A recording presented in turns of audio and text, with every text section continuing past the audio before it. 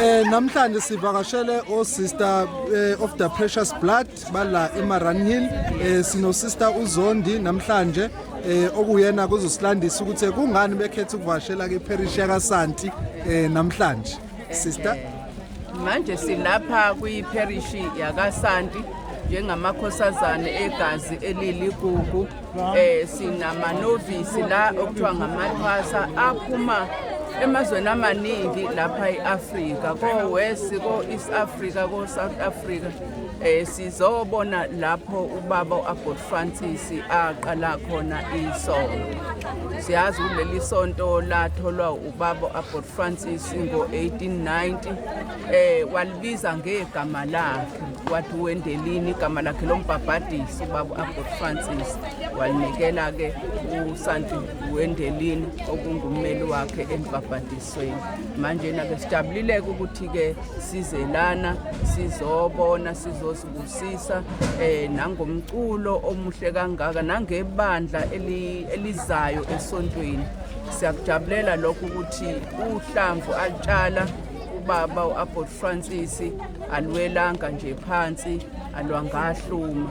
Sibona ngani ngamakholwa athanda ukuza esontweni azokhonza uNkulunkulu.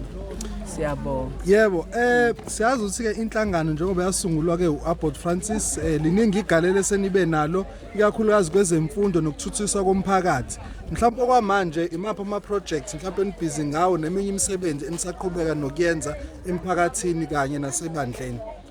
So ubaba uAbbot Francis into ayephokophelele lapho laye ephuma khona amatalabhisi akhe ukuthi aye kokwakha kotshala ayihamba nokholo ihamba nane education. So ingakho ke zonke izimishini aziqala zinendlu yesonto zinesikole sokufundela ngoba wefuna ukuthi abantu bathole konke ngoba ngaphandle kwe-education futhi angeke sikwazi ukuthola impela amakholwa anokukhanya sekukhanyeni.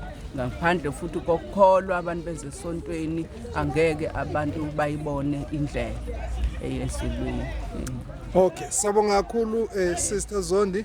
Mhlawumbe nje amazokuvala mhlawumbe ongathanda ukwadlulisa kubantu bonke abazobebona yona le interview le.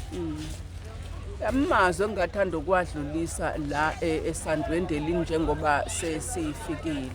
Siyabona ukuthi kunabantu abaningi abasha besilisa nabesifazane. Singajabula uma abantu abasha bezwe nabo izwi kaNkulunkulu ebabizela kule ilo yasesigodlweni ukuze phela umsebenzi ubaba Abbot Francis awuqalile ukuthi uqhubeke. Oqhutshwa ukuthi sithola abantu abasha abazothatha indawo mangabe thina sesikhothele. Sisters of the precious blood, siyabonga kakhulu. Yeah, siyabonga ke baba.